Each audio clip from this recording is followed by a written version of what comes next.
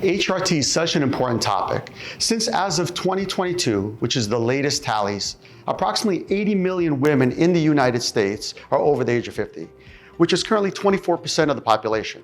And these numbers are continuing to grow rapidly as the baby boomers continue to age. I'm Dr. Sorkin, board-certified OBGYN. My patients come to me seeking relief from hot flashes, night sweats, mood swings, vaginal dryness, irregular bleeds, heavy bleeds. Hormone replacement therapy replaces the biologically depleted female hormones, estrogen and progesterone, that occurs throughout the aging process.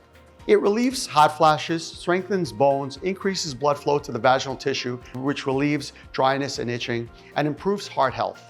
However, there are risks in using hormone replacement therapy.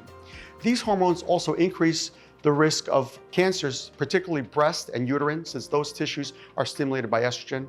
Estrogen tends to also thicken the blood, which makes patients more prone to blood clots. Many studies suggest extra hormones also increase gallbladder disease. HRT can also impact liver function, since the liver metabolizes hormones, and extra hormones is additional strain on the liver. Before I prescribe hormone replacement therapy, I do a comprehensive evaluation of blood tests, mammogram, and transvaginal ultrasound. These are the tests that I follow.